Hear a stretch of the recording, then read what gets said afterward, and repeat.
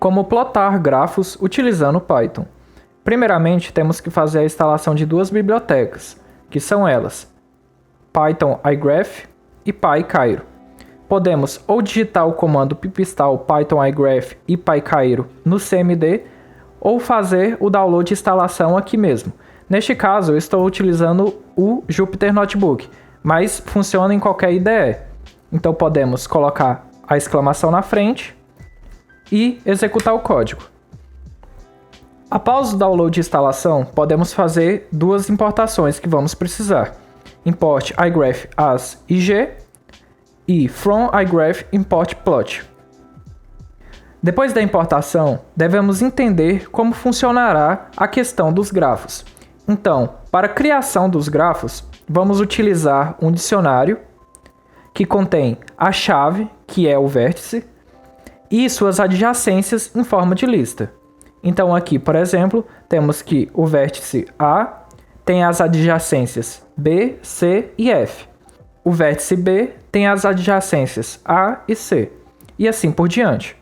Aqui, no caso do E, ele não é adjacente com nenhum vértice, porque está vazio. Agora, depois de entender o modelo do grafo, podemos criar uma função que vai fazer o plot do grafo.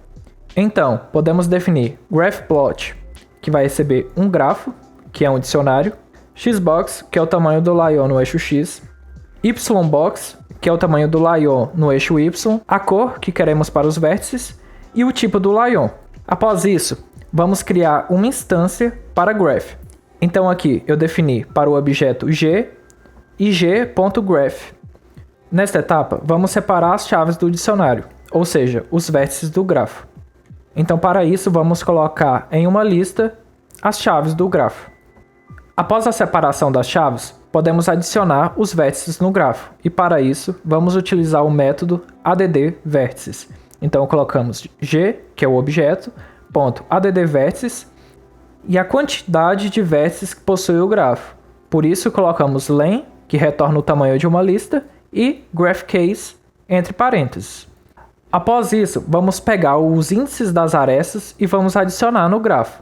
Para isso, vamos criar uma lista vazia chamada graphEdges e vamos fazer dois laços. Um que vai percorrer todos os vértices, nesse caso o graphCase, e outro laço para percorrer todas as adjacências daquele vértice. Ou seja, acessamos um vértice e vamos percorrer todas as suas adjacências, ou seja, os vértices que se conectam nele.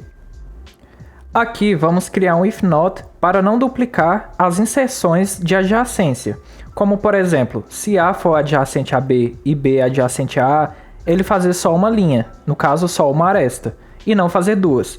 Se não criarmos esse if not, ele criará duas arestas, uma indo e outra voltando. Então se você não quiser isso, pode retirar essa parte do if not. E por fim, vamos adicionar a graphEdges, o índice i e o graphKeys.indexJ. Para entendimento, vou fazer um print aqui dessa entrada.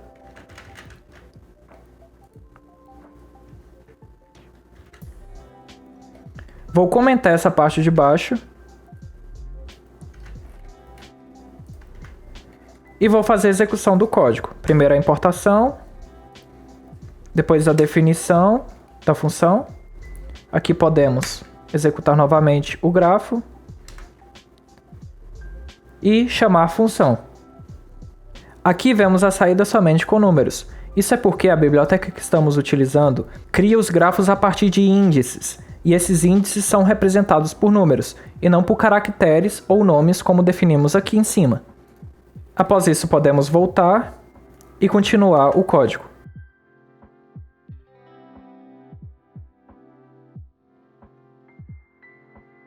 Aqui, depois de adicionar todos os índices de adjacência no graphEdges, vamos adicionar essas arestas utilizando o método addEdges. Depois de adicionarmos as arestas, vamos para a parte de plotagem do grafo. Primeiramente, vamos definir uma variável que vai guardar o tamanho do Lion, ou seja, o Xbox e o Ybox. Já na parte do Lion, vamos guardar aí uma variável, utilizar o método Lion e colocar o Lion Type. Aqui temos vários tipos de Lion. Alguns dos exemplos são o Circle, o DRL, o FR, o KK, o Large, o Handle, o RT e o RT circular. Na documentação da biblioteca, tem vários outros tipos de Lion, e eu estarei disponibilizando o link para a documentação na descrição. Após a definição do Lion, vou querer definir a cor dos vértices. Então, para isso, como quero cores iguais, vou adicionar aqui dentro de uma lista a cor e vou multiplicá-la pelo tamanho de Graph Keys, ou seja, quantos vértices temos no nosso grafo. Por exemplo, se escolhermos a cor azul, como Blue, vamos ter a cor Blue dentro de uma lista, multiplicada, por exemplo, por 8, que seria o tamanho do grafo. Isso daria uma lista com 8 palavras Blue dentro. E é dessa forma que definimos a cor dos nossos vértices, passando essa lista. Por fim, vou fazer o return e vou utilizar a função plot. Nela eu vou colocar o objeto, o Lion, o tamanho do Lion, aqui o nome dos vértices e aqui a cor dos vértices. Então, podemos redefini-la, redefinir o graph e podemos fazer a execução da função graphPlot.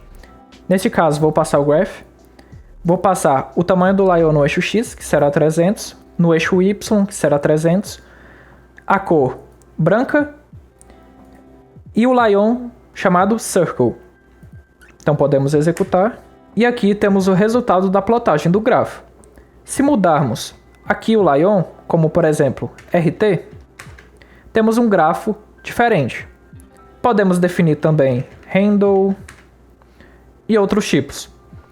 Para o segundo exemplo, vou fazer com esse grafo, que já está definido. E vamos executar a função, dessa vez com o Lion no eixo X como 500, no eixo Y 500 também, com a cor verde e utilizando o Lion Large. Podemos executar. E aqui temos o resultado do grafo, um pouco maior, já que definimos um tamanho de Lion maior, na cor verde e utilizando um tipo de Lion diferente. A biblioteca iGraph ainda possui vários recursos que podem ser explorados. Então, como já disse antes, vou deixar o link na descrição da documentação. E além disso, estarei também disponibilizando este código no GitHub.